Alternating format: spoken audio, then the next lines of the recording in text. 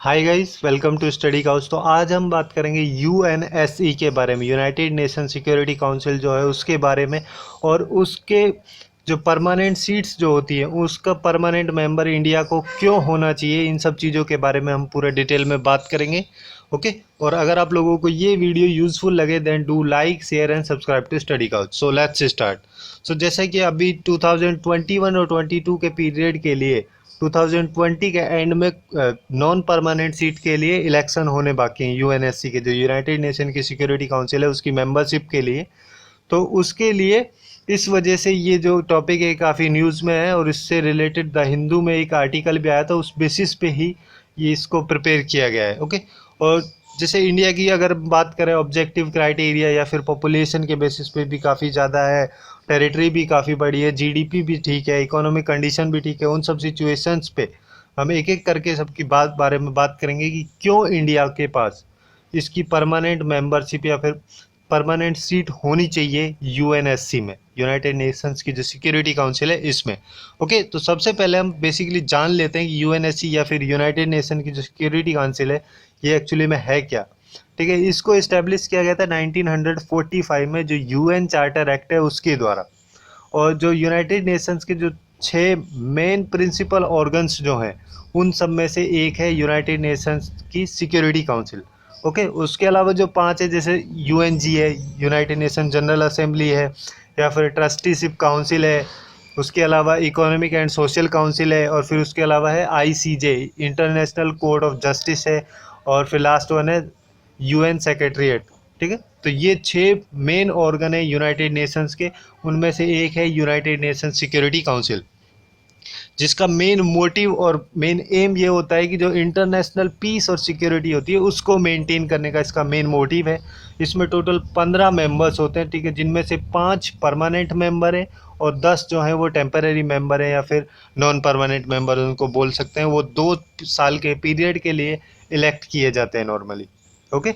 और जो 5 permanent member हैं उनमें है यूएसए है, रसिया है, फ्रांस, चाइना और यूनाइटेड किंगडम। ओके। और जो 10 नॉन परमानेंट मेंबर है इनको बेसिकली इलेक्ट किया जाता है 2 साल के पीरियड के लिए। ओके। और जो यूनाइटेड नेशंस के जो सिक्योरिटी काउंसिल के जो 15 मेंबर्स हैं इन सब के पास में एक वोट होता है। ठीक है। जैसे मान लो कोई भी टॉपिक पे डिस्कशन चल रहा है तो उस पर जब वोटिंग होती है तो हर मेंबर्स के पास में एक वोट होता है। ओके। और जो ये मेंबर्स हैं 5 परमानेंट जो मेंबर्स हैं यूनाइटेड नेशंस सिक्योरिटी काउंसिल के, इनके पास जो वोट होता है इनका मेन एक नो वोट भी होता है। ठीक है। मान लो किसी टॉपिक पे डिस्कशन चल रहा है और उस पर अगर मान लो ये नो वोट पास कर दे इन 5 में से कोई भी एक, तो उस टॉपिक पे डिस्कशन होगा ही नहीं, उसका कोई रेजोल्यूशन होगा ही नहीं, पूरा वो ब्लॉक हो जाएगा। ठीक है। ये मेन काम करते हैं ये 5 जो मेन परमानेंट मेंबर हैं यूनाइटेड नेशन सिक्योरिटी काउंसिल के। ओके। और इस यूनाइटेड नेशन सिक्योरिटी काउंसिल में कोई भी मेंबर, यूनाइटेड नेशंस का कोई भी मेंबर, चाहे वो यूनाइटेड नेशन सिक्योरिटी काउंसिल का मेंबर है या नहीं है, वो पार्टिसिपेट कर सकता है, बट उसके पास में वोटिंग राइट नहीं होगा। और वो पार्टिसिपेट इसमें तब कर सकता है जैसे मान लो किसी टॉपिक पे डिस्कशन चल रहा है। ठीक है। उस टॉपिक से उस मेंबर को जो उसमें पार्टिसिपेट करना चाह रहा है बिना वोटिंग के, उस कंट्री को मान लो कोई अफेक्ट हो रहा है, तो उस सिचुएशन में वो जो मेंबर कंट्री है जो कि यूनाइटेड नेशन का मेंबर है, बल्कि यूनाइटेड नेशन सिक्योरिटी काउंसिल का मेंबर नहीं है, वो उस डिस्कशन में पार्टिसिपेट कर सकता है, बट उसके पास में उस डिस्कशन में वोटिंग का कोई राइट नहीं होगा। ओके।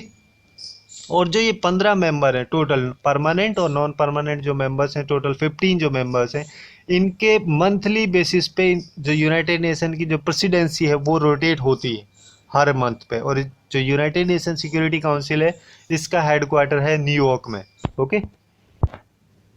अब सबसे पहले हम मेन बात ये करते हैं कि जो यूनाइटेड नेशंस सिक्योरिटी काउंसिल जो है उसमें रिफॉर्म्स लाने क्यों ज़रूरी हैं। ठीक है। तभी जाके हमारा मेन पॉइंट वो बन पाएगा कि इंडिया के पास में क्यों सीट होनी चाहिए यूनाइटेड नेशंस की जो परमानेंट मेंबरशिप है वो।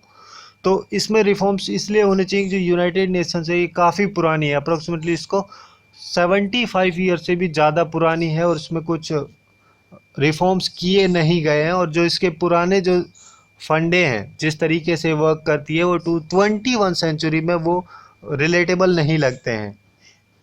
जैसे कि जो यूनाइटेड नेशंस का जो अनडेमोक्रेटिक है, मतलब कि जो मेनली जो रिप्रेजेंट की जाती है वो दो रीजन से, जैसे नॉर्थ अमेरिका और यूरोप के द्वारा ही मेनली इसमें रिप्रेजेंटेशन किया जाता है। और उसके अलावा जैसे एशिया है जो काफ़ी बड़ा कॉन्टिनेंट है, ठीक है, तो उसका बोल सकते हैं हम कि अंडर रिप्रेजेंटेशन है, उसमें बस चाइना ही इंक्लूडेड होती है इसकी परमानेंट मेंबरशिप में, और कोई है नहीं।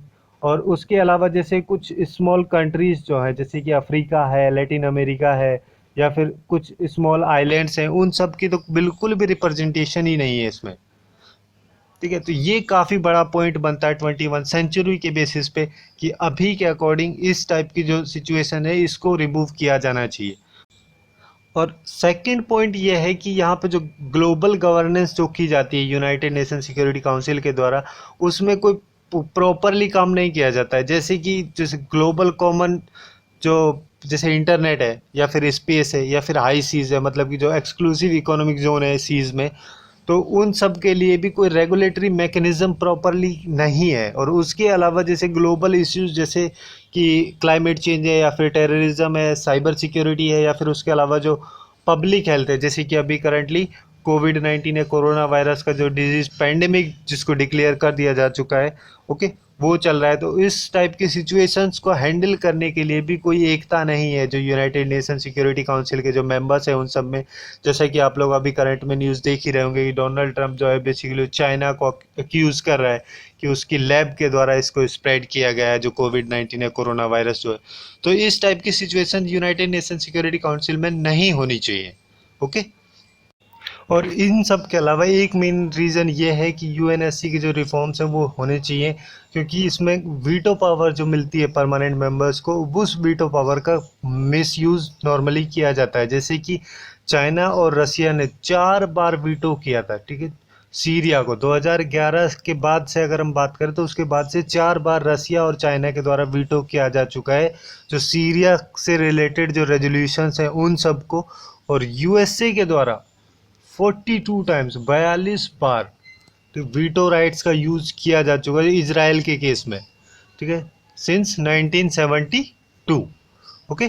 और इसके कई सारे जैसे इफेक्ट भी है, जैसे पैलेस्टाइन जो है, जो कि यूनाइटेड नेशंस का मेंबर नहीं बन पाया है, क्योंकि यूनाइटेड नेशंस का मेंबर बनने के लिए यूएनएससी का approval, United nation security council जो 5 मेंबर उनका अप्रूवल की ज़रूरत होती है, और इसको अप्रूवल ना मिलने की वजह से यूनाइटेड नेशंस का मेंबर नहीं बन पाया है, ओके।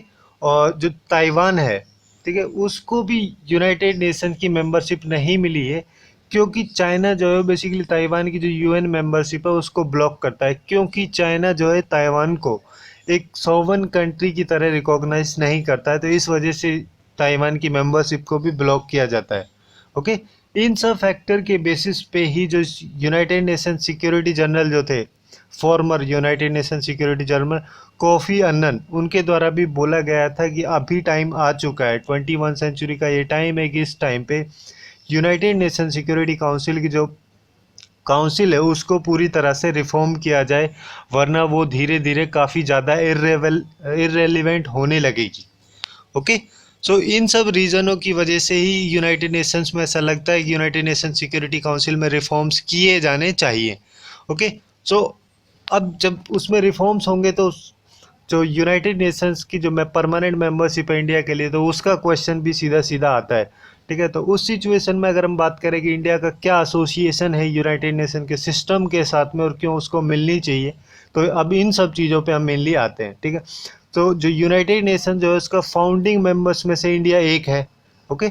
और इंडिपेंडेंस के बाद से ही इंडिया का काफ़ी पार्टिसिपेशन रहा है यूनाइटेड नेशंस में, या फिर उसके अलावा जैसे यूनाइटेड नेशंस के जो मिलेनियल डेवलपमेंट गोल हैं, या फिर उसके अलावा जो एसडीजीज हैं, सस्टेनेबल डेवलपमेंट गोल, जो 17 गोल्स यूनाइटेड नेशंस के द्वारा दिए गए थे उन सब में भी, और उसके अलावा जो यूनाइटेड नेशंस की सबमिट होती हैं उन सब में भी, और जो क्लाइमेट चेंज है उस पर भी कई सारे एक्शंस, अफर्मेटिव एक्शंस लिए गए हैं इंडिया के द्वारा, ठीक है। और ये सारे मैटर्स करते हैं यूनाइटेड नेशंस की जो सिक्योरिटी काउंसिल है उस सब के लिए। और पास्ट में भी, पास्ट में 1950 में जो यूएसए है उसके द्वारा यूनाइटेड नेशन सिक्योरिटी काउंसिल जो परमानेंट मेंबरशिप है वो ऑफर की गई थी इंडिया के लिए 1950 में, और ठीक है। और उसके बाद 1955 में 1955 में जो सोवियत यूनियन है जिसको कि अब रसिया बोलते हैं, उसके द्वारा ऑफर किया गया था परमानेंट मेंबरशिप इंडिया के लिए, बट उस टाइम पे इंडिया ने इसको डिनाई कर दिया था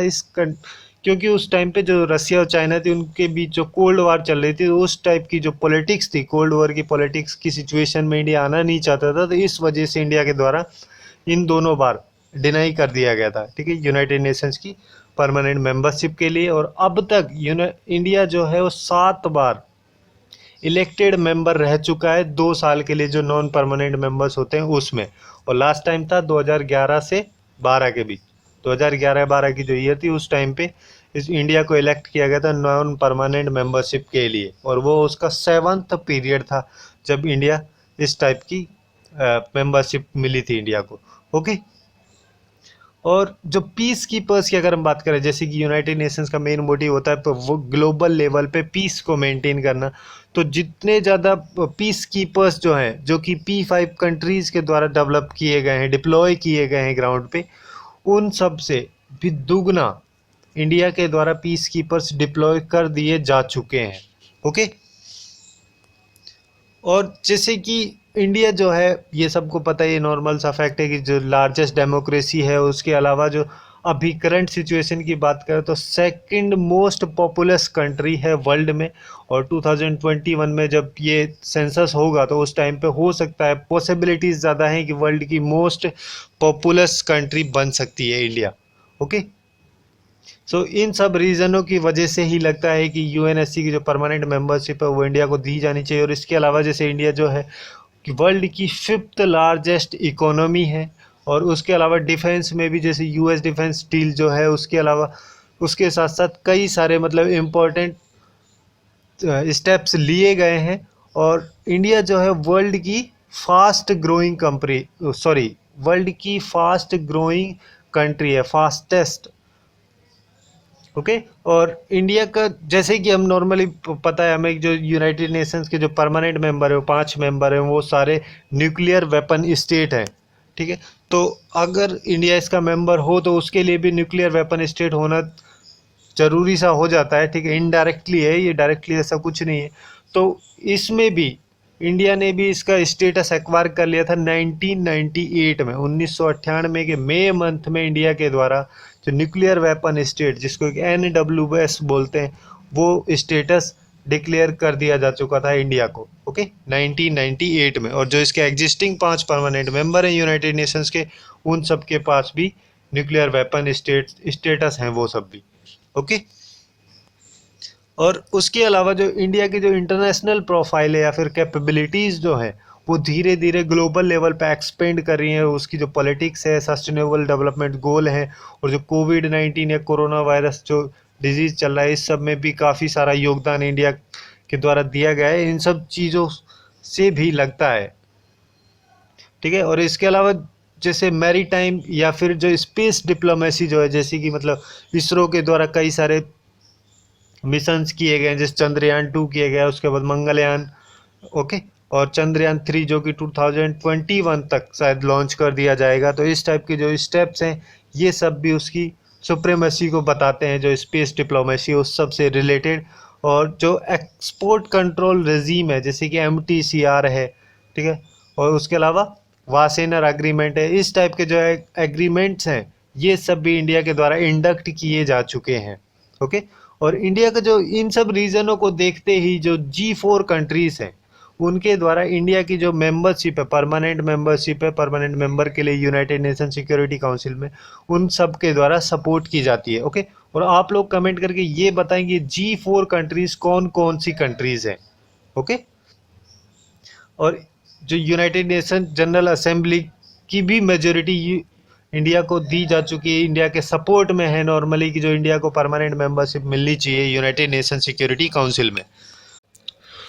जैसे कि अभी हमने इसके इतने सारे रीजंस देखे कि इंडिया के पास में क्यों UNSC United nation security council की परमानेंट मेंबरशिप या परमानेंट सीट होनी चाहिए, बट वो रीजंस काफ़ी पहले से चलते आ रहे हैं, ये भी हमने देखा। तो इस वजह से क्या ऐसे रीजंस हैं जिनकी वजह से इंडिया के पास में अभी तक भी परमानेंट मेंबरशिप नहीं है? तो उस सब के लिए कुछ रीजंस आर्ग्यू किए जाते हैं, जैसे कि इंडिया ने अभी तक जो NPT है, न्यूक्लियर नॉन प्रोलिफरेशन ट्रीटी, उसको साइन नहीं किया है। तो ये भी एक मेन रीज़न माना जाता है। ये ट्रीटी बेसिकली बोलती है कि जो न्यूक्लियर वेपन या फिर फिजल मटेरियल जो हैं जिनका कि प्रोडक्शन और ट्रांसफ़र या फिर उस टाइप से रिलेटेड जो टेक्नोलॉजी है उनका ना तो प्रोडक्शन किया जाना चाहिए, ना ही उस टाइप की टेक्नोलॉजी को कोई भी जो नॉन न्यूक्लियर वेपन स्टेट जो हैं उन सबको ट्रांसफ़र किया जाना चाहिए। ठीक है। बट जो 5 परमानेंट मेंबर है यूनाइटेड नेशन सिक्योरिटी काउंसिल के, जैसे यूएसए, रसिया, यूके, फ्रांस और चाइना, वो न्यूक्लियर वेपन्स को पजेस कर सकते हैं। ठीक है, ये ट्रीटी बोलती है एनपीटी। तो इसको ना साइन करना इंडिया के द्वारा, ये भी एक मेन रीज़न माना जाता है कि उसकी परमानेंट मेंबरशिप उसके पास ना होना। ठीक है, मतलब उसका पाथ जो है परमानेंट मेंबरशिप लेने का जो पाथ है उस पे ना पहुंच पाने के रीज़न से ये। और दूसरा है एक सीटीबीटी ट्रीटी है जिसका नाम है, फुल फॉर्म है comprehensive nuclear test ban treaty, जिसको कि 1996 में इंडिया के द्वारा रिफ्यूज़ कर दिया गया था कि इंडिया उसको साइन नहीं करेगा। ये जो सीटीबीटी ट्रीटी है बेसिकली एक मल्टीलैटरल ट्रीटी है। ठीक है, इसमें बेसिकली होता क्या है कि जो जो भी न्यूक्लियर एक्सप्लोजन्स जो हैं उन सबको बैन किया जाता है, या चाहे वो सिविलियन पर्पसेस के लिए हो या फिर मिलिट्री पर्पसेस के लिए हो। किसी भी एनवायरनमेंट में उन सारे न्यूक्लियर एक्सप्लोजन को बैन कर दिया जाता है। तो इन सारी ट्रीटीज़ को, एनपीटी और जो सीटीबीटी है, इन दोनों को इंडिया के द्वारा साइन नहीं किया गया है। तो इस वजह से इनको एक पाथ माना जाता है कि जो यूनाइटेड नेशन सिक्योरिटी काउंसिल की जो परमानेंट मेंबरशिप है उस पाथ पे जाते रहने के लिए इंडिया ने इन दोनों को ब्रेक कर दिया है, इन दोनों को साइन नहीं किया, तो इस वजह से ये वहाँ तक पहुँच नहीं पाई है। ओके। सो मेनली जो एनपीटी और सीटीबीटी जो है, दो मेन रीज़न है, लेकिन उनके अलावा और भी कई सारे रोड ब्लॉक्स हैं, जैसे कि चाइना। चाइना जो है यूनाइटेड नेशन सिक्योरिटी काउंसिल का परमानेंट मेंबर है, वो नहीं चाहता है कि इंडिया के पास में यूनाइटेड नेशन सिक्योरिटी काउंसिल की परमानेंट मेंबरशिप हो। ओके। और उसके अलावा जैसे ग्लोबल इकोनॉमी में तो काफ़ी अच्छा इम्पैक्ट है चाहे इंडिया का। ओके।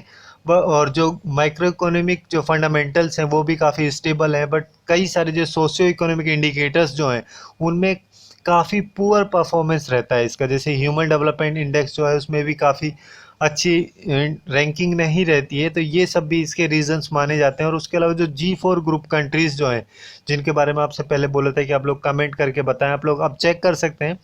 ठीक है, पहली है इंडिया, जापान, ब्राज़ील और जर्मनी। ये G4 कंट्रीज़ जो हैं, ये सारी countries United nation security council की परमानेंट सीट के लिए लड़ रही हैं। तो इंडिया का कंपटीशन इनसे भी बढ़ जाता है।